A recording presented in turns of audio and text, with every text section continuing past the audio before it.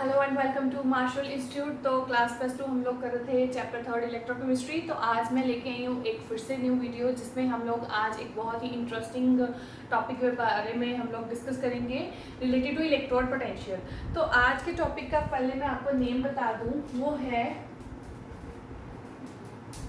नर्न्स्ट equation.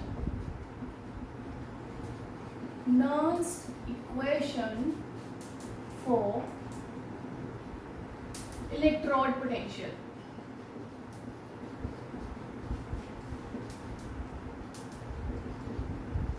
Nernst equation जो है electrode potential के लिए हमने जो करनी है, इसको हम ये भी बोल सकते हैं कि effect of electrolyte concentration and temperature on electrode potential. So चाहे तुम लोगों को क्वेश्चन आ जाए सीधा सीधा कि drive Nernst equation for the electrode potential, चाहे तुम लोग को ये पूछा जाए कि इफेक्ट बताओ ऑफ इलेक्ट्रोलाइटिक कंसंट्रेशन का या टेम्परेचर का ऑन द इलेक्ट्रोड पोटेंशियल, तो आपको ये सेम ही अभी जो मैं करवाऊंगी रिलेशन वही आपको करना है। इसमें क्या है कि अगर हम लोग बात करें इलेक्ट्रोड पोटेंशियल की, तो हमने कल डिस्कस किया था कि इलेक्ट्रोड पोटेंशियल की जब भी बात करते हैं, हमने मेजरमेंट जब इसकी करनी होती है, तो हम लोग इसको जो मेन इलेक्ट्रोड है उसको एक स्टैंडर्ड इलेक्ट्रोड के साथ ही हम लोग पूरा प्रोसेस करते हैं, जिसको स्टैंडर्ड हाइड्रोजन इलेक्ट्रोड जिसमें हम यूज़ कर सकते हैं SHE।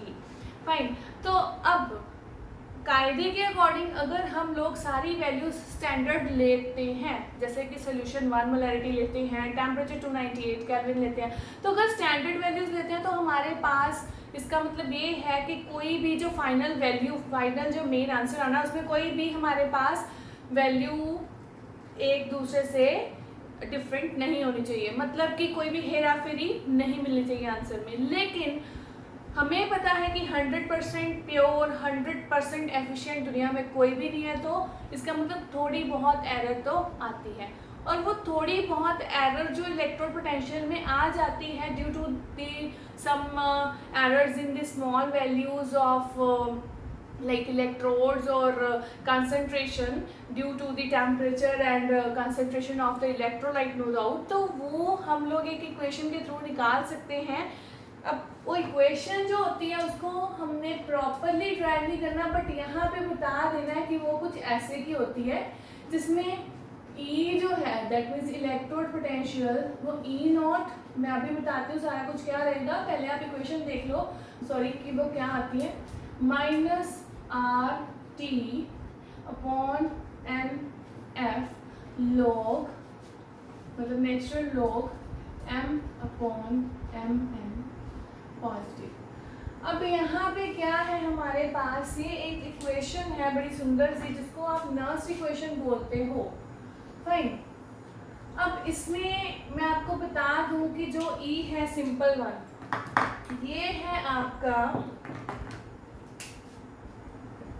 इलेक्ट्रोड पोटेंशियल सेल का, जिसका आपने निकालना होता है, whereas E0 is your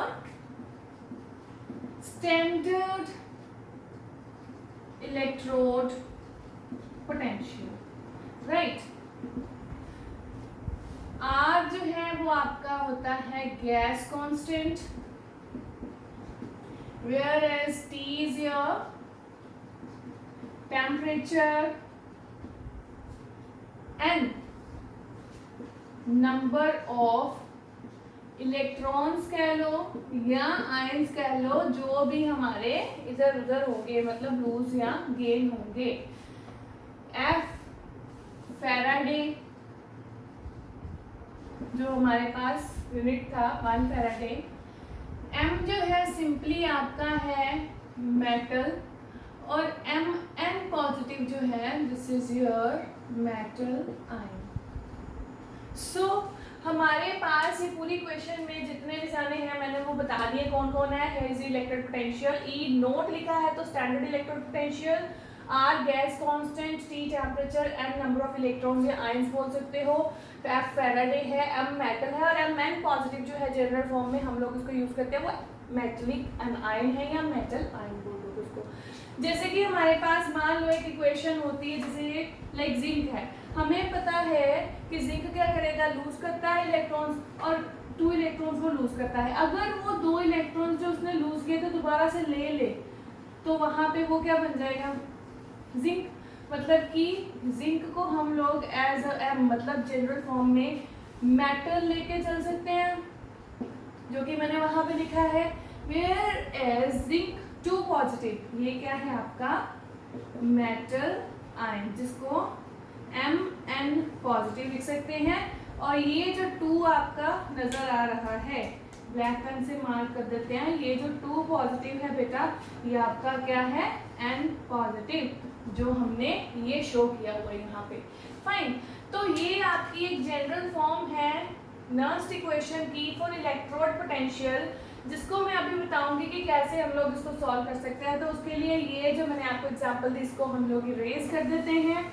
और अभी मैं बता दूं कि अगर आप स्टैंडर्ड वैल्यूज यूज करते हो, फॉर एग्जांपल कि अगर हम लोग गैस कांस्टेंट जो है गैस कांस्टेंट की वैल्यू लेते हैं 8.314, लाइक 8.314 के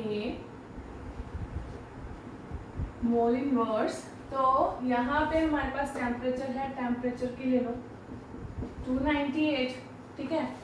1 फैराडे हमारे पास किसके इक्वल होता है 95600 कूलम, मतलब इसकी वैल्यू आ गई हमारे पास, एक इसकी वैल्यू आ गई हमारे पास, एक टेम्परेचर की वैल्यू आ गई। नंबर ऑफ इलेक्ट्रॉन्स डिपेंड करेंगे कि हमारे पास जो इक्वेशन ले रहे हो, जैसे अभी जिंक की ली थी तो 2 इलेक्ट्रॉन्स के लूज और गेन हो रहा है तो वो n की वैल्यू 2 चली जाएगी, तो वो अकॉर्डिंगली आपको देखना होता है कि कितने इलेक्ट्रॉन्स लूज या गेन हो रहे हैं ड्यूरिंग ईयर दैट मतलब जो भी इलेक्ट्रोकेमिकल सेल आप यूज कर रहे हो और उसमें कौन सी रिएक्शंस हो रही है, उसमें कौन कितने आयंस इधर उधर मूव हो रहे हैं, इलेक्ट्रॉन्स लूज गेन हो रहे हैं, तो उसके हिसाब से आप क्या कर लोगे n ले लेते हो। फाइन, तो ये हमारे पास जो वैल्यूज आ गई हैं सारी की सारी, एक गैस कांस्टेंट की, एक टेम्परेचर की और 1 फैराडे अगर इसमें पुट करते हैं तो हमारे पास इक्वेशन कुछ कैसे की बन जाएगी, ई सेल ई नॉट, ये सेल मतलब इलेक्ट्रोकेमिकल सेल की बात कर रहे हैं हम लोग, वैल्यू पुट करते हैं 8.314 हो गया, इधर हो गया 298 एंड एज इट इज इधर आ गया 96500।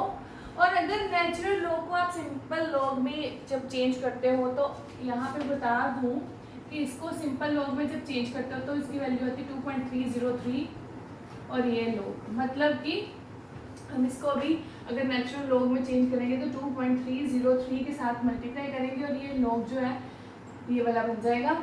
और हमारे पास यहाँ पे क्या है मेटल है और साथ में हमारे पास क्या है मेटल आयन। फाइन, अभी ये वैल्यूज मैंने सारी पुट कर दी हैं, आपको हर बार ये वैल्यूज पुट करने की जरूरत नहीं होती क्योंकि आपकी ये पक्की वैल्यू का मतलब फिक्स्ड वैल्यूज है, हर बार ही रहेंगी, तो इन सबको कैलकुलेट जब करते हो तो इनकी कैलकुलेशन का आंसर जो आपके पास मिलता है हमेशा वो आपका आंसर होता है दैट इज 0.0591। तो यहाँ पे मैं लिख देती हूँ 0.0591। और अगर ये वैल्यू आप पुट करते हो तो हमारे पास कुछ इक्वेशन जो है वो कैसे की बन जाएगी, E cell is equals to E naught मतलब स्टैंडर्ड इलेक्ट्रोड पोटेंशियल और यहाँ पे माइनस और ये आ गया आपका वैल्यू 0.0591 अपॉन n और यहाँ पे आ गया लॉग मेटल और ये आपका आ गया Mn पॉजिटिव मतलब मेटल आयन।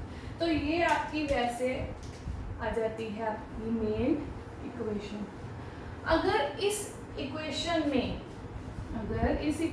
में मैं मेटल को 1 कंसिडर करूँ, मतलब कि हमारे पास सारे स्टैंडर्ड वैल्यूज ले रही है और अगर एक ही एटम को लेके मैं बात करूँ तो हमारे पास ये इक्वेशन जो है वो हो जाएगी इलेक्ट्रोड पोटेंशियल सिंपल सेल का is equals to standard electrode potential cell का, ठीक है, -0.0591 upon n log 1 upon m n positive, ठीक है। ये हम यहाँ पे ब्रैकेट डाल देते हैं। तो ये हमारे पास एक फिक्स्ड वैल्यू के साथ एक इक्वेशन अब बिल्कुल रेडी है, जिसको आप लोग नर्स इक्वेशन बोल सकते हो, जो कि हम लोग यूज कर सकते हैं to calculate the electrode potential. Fine, तो यहाँ पे मैं लिख देती हूँ, ये आपकी आ गई है नर्स इक्वेशन। सो देखा आपने कितनी इजी है ये। बस आपको इस पूरी नर्स इक्वेशन को याद रखने के लिए बस एक छोटी सी ये जो इक्वेशन है ये याद रख लेनी है, और कॉन्स्टेंट्स की वैल्यू नहीं भी याद रहती तो इट्स ओके, आपको सीधे सीधे वैल्यू कौन सी याद रख लेनी है, ये वाली जो मैंने अभी राउंड करी है 0.0591, क्योंकि इनको कैलकुलेट करके हमारा आंसर यही आता है। फाइन, तो हमारे यहाँ पे भी 91 लिख देते हैं हम लोग, 1 लिखा गया, 9 लिखा नहीं, इट्स ओके। सो हमारे पास यहाँ पे है इलेक्ट्रोड पोटेंशियल के लिए। अगर मैं कहूँ कि अगर सेल की ईएमएफ के लिए हमने ये इफेक्ट जो है इलेक्ट्रोलाइट कंसंट्रेशन का, टेम्परेचर का निकालना हो तो भी नर्स इक्वेशन ही जाएगी, बट उसकी कुछ फॉर्मेशन में आपको एग्जांपल के साथ करवाती हूँ। तो उसके लिए सबसे पहले आपको स्क्रीनशॉट लेना तो आप ले सकते हो, सो दैट नेक्स्ट टॉपिक में करवा पाऊँ। Okay, I think so enough time for screenshot. तो अभी हम लोग करने वाले हैं नर्स इक्वेशन ही दोबारा से, but for the EMF of cell. तो यहाँ पे भी मैं लिख देती हूँ ऑन ईएमएफ ऑफ सेल, और यहाँ पे भी लिख देंगे ऑन फॉर ईएमएफ। ये हम टेस्टर रख देते हैं यहाँ पे, Nernst equation for EMF, that means electromotive force, EMF of cell, right. और यहाँ पे हम लोग ब्लैक मैथड के साथ लिख देते हैं कि इफेक्ट ऑफ लिक्विड कंसंट्रेशन और टेम्परेचर क्या होगा on EMF of cell, electrochemical cell. तो इसमें क्या है, चीज़ बेसिकली हमारी सेम ही है। तो इसके लिए सबसे पहले मैं आपको बता दूं, हम एक एग्जांपल लेंगे फिर से, जो इलेक्ट्रोकेमिकल सेल या फिर कह सकते हो कि गैल्वेनिक सेल में हमने यूज़ करी थी जिंक और कॉपर की, जिसमें हमारे पास जिंक जो है वो क्या करता है, इलेक्ट्रॉन लूज करता है, फाइन, और कॉपर क्या करता है, इलेक्ट्रॉन्स गेन करता है। और अगर हमारे पास यहाँ से जिंक जो है अगर दो इलेक्ट्रॉन लूज करता है तभी वो जिंक 2 पॉजिटिव बनता है। और जो कॉपर होता है हमारा, कॉपर क्या करता है, वो इलेक्ट्रॉन्स गेन करता है और गेन करके कॉपर बन जाता है। तो दैट मीन्स कि हमारी दो चीज़ों के बारे में अब इलेक्ट्रोड पोटेंशियल हमने कंबाइन करके निकालना है, जिंक और कॉपर का। तो इसमें क्या है कि सबसे पहले अगर हम लोग बात कर लेते हैं जिंक की और कॉपर की, अगर जिंक के केस में हम लोग बात करें कि जिंक क्या हुआ है, जिंक से जिंक 2 पॉजिटिव हुआ है, तो ये लिखने का तरीका ध्यान से देख लेना, ठीक है। Is equals to standard electrode potential जो जिंक का जाएगा फिर से जिंक 2 पॉजिटिव का, फाइन, माइनस हमारे पास वैल्यू कितनी आई थी 0.0591 आई थी हमारे पास वैल्यू, और नंबर ऑफ इलेक्ट्रॉन्स हमारे पास यहाँ पे n लिख सकते हो। और अगर n गिवन है, कितने गिवन है, हम 2 इलेक्ट्रॉन्स की बात हो रही है तो n की जगह आप क्या लिख दोगे, यहाँ पे 2, ठीक है, यहाँ पे 2 लिख देते हैं। और यहाँ पे क्या जाएगा, लॉग, ऊपर जाएगा मेटल और नीचे जाएगा मेटल आयन, ठीक है। तो ये इक्वेशन आ गई हमारी जिंक के लिए। सिमिलरली हम लोग इक्वेशन लिखेंगे कॉपर के लिए। तो कॉपर के लिए लिखने हैं, तो कॉपर जो था हमारा, कॉपर 2 पॉजिटिव से कॉपर की तरफ हुआ तो इसको ऐसे लिखेंगे, ठीक है।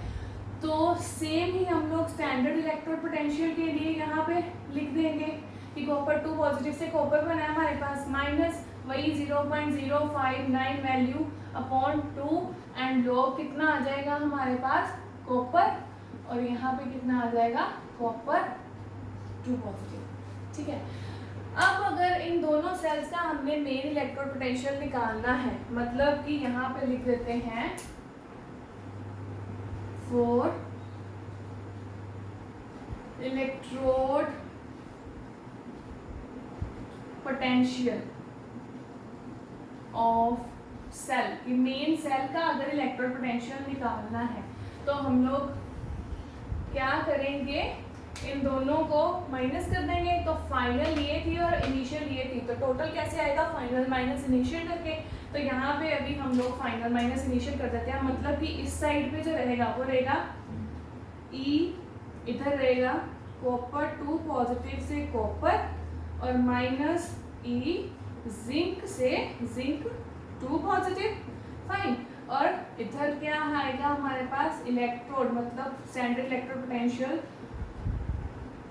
कॉपर 2 पॉजिटिव से कॉपर, ठीक है, माइनस ई नॉट जिंक से जिंक 2 पॉजिटिव, फाइन। और साथ में हमारे पास इन दोनों को अगर हमने अलग एक ब्रैकेट में रख लिया, ये एक अलग ब्रैकेट में है, फाइन। और इधर से हम लोग इनको भी अलग ब्रैकेट में रख लेते हैं, जिसमें सॉरी जगह माइनस साइन आएगा। अब ये दोनों को माइनस करना है तो इन दोनों में से ध्यान से देखना, ये वैल्यू कॉमन निकल सकती है। तो अगर मैं कॉमन निकालती हूँ उसको तो 0.0591/2 ये हमारा आ गया कॉमन, ठीक है। और इसके बाद आ गया हमारा log copper by copper 2 positive, ठीक है, minus log zinc by zinc 2 positive. तो ये हमारा आ गया एक ब्रैकेट में, फाइन। अब अगर ध्यान से देखो तो इसको हम लोग सिंपली ई सेल भी बोल सकते हैं, मतलब इलेक्ट्रोड पोटेंशियल ऑफ सेल। इधर हम लोग लिख सकते हैं सिमिलरली ई नोट सेल का मतलब electrode standard electrode potential of cell, और इसको हम लोग एज इट इज लिखकर रहने देते हैं 0.059/2। और अगर आप यहाँ पे ध्यान से देखो तो यहाँ पे कौन सा फॉर्मूला हमारे पास बन रहा है, मार्क कर देती हूँ यहाँ पे बेटा। हमारा जो फॉर्मूला बन रहा है वो कौन सा बन रहा है, that is log m minus log n। अब जो बच्चे तो मैथ्स करते हैं उनके लिए तो बहुत ईजी है फॉर्मूला, जो नहीं करते जो बायो स्टूडेंट्स हैं प्लीज़ ये फॉर्मूला अच्छे से देख लो। log m पूरे को माना हमने यहाँ पे, मैं आपको मार्क कर देती हूँ, ये पूरा आपका m रहेगा और ये आपकी पूरी जो है इजी n रहेगी। तो log m minus log n, इसका अगर आप फॉर्मूला अप्लाई करते हो तो इसका आता है log m by n, fine, log m divided by n।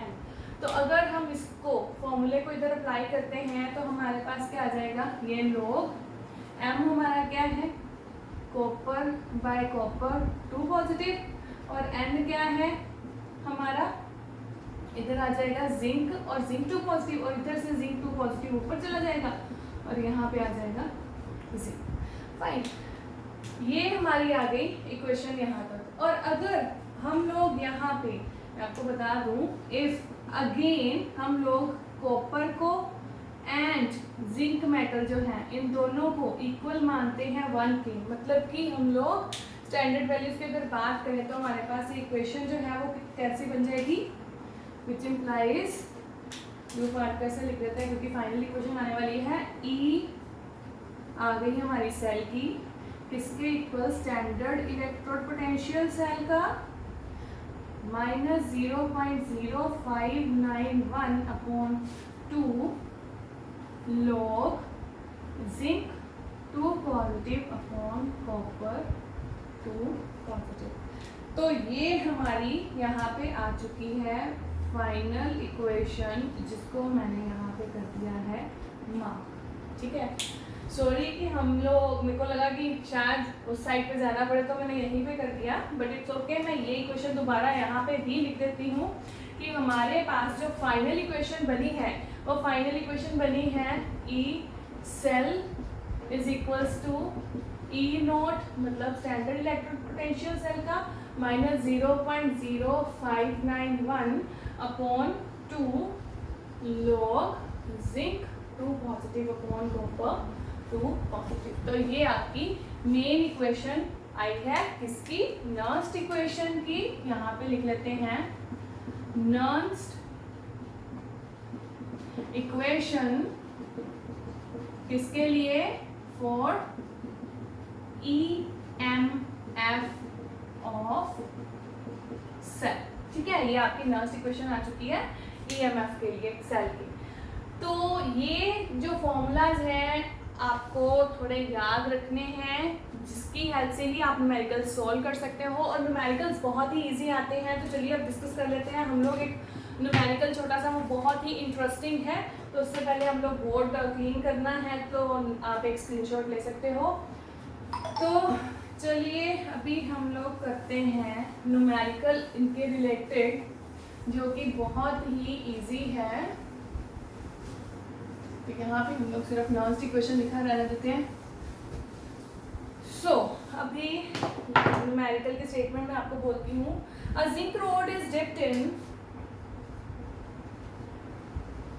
Numerical है, a zinc rod is dipped in 0.1 m solution of 0.m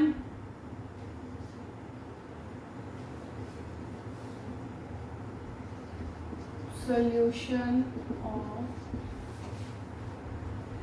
zinc sulfate. The salt is 95% dissociated. The salt is 95% dissociated at this dilution. Okay, dissociated at this dissolution to dilution at 298 Kelvin. यहाँ पे dilution है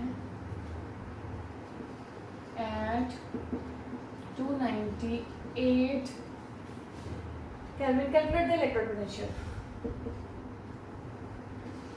Calculate the electrode potential, और जिसमें आपको दिया हुआ है electrode potential, दिया स्टैंडर्ड इलेक्ट्रोड पोटेंशियल का, वो दिया हुआ है आपको -0.76, -0.76। ठीक है, हाँ जी, बस यही दिया हुआ है। अब हमारे पास इक्वेशन कौन सी है, यहाँ पे देखें। सबसे पहले हम गिवन की बात कर लेते हैं कि हमारे पास गिवन क्या क्या है। गिवन में हमारे पास है एक 0.1 मोलैरिटी है सॉल्यूशन की, मतलब कि एक 0.1 मोलैरिटी है सॉल्यूशन की, यहाँ पे लिख लेते हैं। और एक हमारे पास ये दिया गया है कि 95% ही डिसोसिएशन हुई है, ओनली 95% डिसोसिएशन।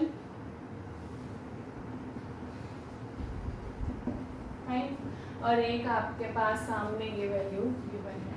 तो ये तीन चीज़ें हमारे पास गिवन है। और किसके लिए? जिंक के लिए। तो जिंक के लिए इक्वेशन अगर सबसे पहले लिखें तो हमारे पास जिंक जो है वो क्या करता है, इलेक्ट्रॉन्स लूज करता है, जिसकी वजह से वो क्या बनता है, जिंक 2 पॉजिटिव। ठीक है, लेकिन अगर वो दोबारा से अपने लूज के इलेक्ट्रॉन्स गेन कर ले, ठीक है, तो हमारे पास वो फिर से क्या बन जाता है, जिंक। अब निकालना क्या है, इलेक्ट्रोड पोटेंशियल। तो इलेक्ट्रोड पोटेंशियल के लिए अगर हम लोग लिखे इक्वेशन एज हमारे पास इलेक्ट्रोड पोटेंशियल जिंक की लिख लेते हैं यहाँ पे। ठीक है, जिंक 2 पॉजिटिव से जिंक हो रहा है हमारे पास यहाँ पे, तो स्टैंडर्ड इलेक्ट्रोड पोटेंशियल भी इसी फॉर्म में चला जाएगा। फाइन, जिंक हो गया यहाँ पे, और -0.059 वैल्यू थी अपॉन n, और साथ में क्या था, लोग, यहाँ पे मेटल होता है, यहाँ पे मेटल आयन। ठीक है, मेटल आयन मतलब n पॉजिटिव यहाँ पे होता है। फाइन, अगर अब हम लोग इनमें वैल्यूज पुट करें तो वैल्यूज पुट करने के बाद इक्वेशन कुछ कैसी बनेगी हमारे पास। और तो यहाँ पे मैं सीधा अभी सेल लिख रही हूँ। ठीक है, cell is equals to E naught of cell minus 0. Okay, हमारे पास ई नोट भी गिवन है तो उसकी वैल्यू भी यहाँ पे लिख लेते हैं. तो उसकी वैल्यू है माइनस 0.76, ये गिवन है. माइनस 0.0591, यहाँ पे 2 है हमारे पास क्योंकि 2 इलेक्ट्रॉन्स की बात हो रही है. और यहाँ पे आ गया लॉग, और यहाँ पे आ गया जिंक, और यहाँ पे आ गया हमारे पास जिंक 2 पॉजिटिव. फाइन. अब यहाँ पे अगर ध्यान से देखो तो हमारे पास वैल्यू सारी आ चुकी हैं. अब इसमें सबसे पहला काम जो हमने करना है, सबसे पहला काम ये करना है कि जैसे आर्टिकल पे मैंने आपको बताया था कि मेटल को हम लोग अगर यूनिट लेके चले, मतलब 1 लेके चले, तो इक्वेशन क्या बन जाएगी, कितना है 4 Zn इज इक्वल्स टू 1. तो हमारे पास इलेक्ट्रिक जो इलेक्ट्रोड पोटेंशियल है उसकी वैल्यू आ जाएगी माइनस 0.76 माइनस 0.0. तो इसको अगर हम लोग डिवाइड करके लिख लें तो ये आ जाएगा 0.0. तो ये चला जाएगा 2, 9, 5 और 5. ठीक है, तो ये आ गया आपका इन दोनों को डिवाइड करके. और यहाँ पे आ जाएगा लॉग, और इसको हम 1 ले लेते हैं और बचा जिंक 2 पॉजिटिव. अब हमारे पास उन्होंने जिंक 2 पॉजिटिव की वैल्यू अगर आ जाए तो इलेक्ट्रॉन पोटेंशियल निकल सकता है बड़ा इजीली. अब जिंक 2 पॉजिटिव की वैल्यू कैसे आएगी कि हमारे पास कितनी डिसोसिएशन हुई है उसी से पता चलेगा ना कि जिंक 2 पॉजिटिव आयंस कितने बने हैं. अब उन्होंने दिया हुआ कि 95% डिसोसिएशन हुई है, तो यहाँ पे हम लोग लिख देते हैं कि as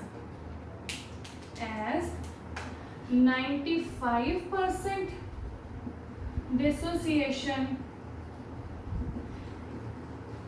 taking place at 298 Kelvin of 0.1 m of solution.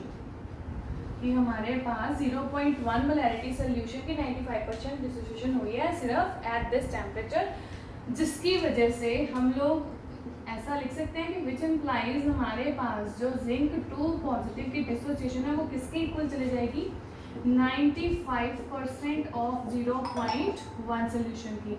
मतलब कि 95/100 इंटू 0.1. तो ये कितनी चली जाएगी हमारे पास. इसको सॉल्व करेंगे तो इसको सॉल्व कर लेते हैं. तो इसको सॉल्व करके आपका जो आंसर आता है 0.095.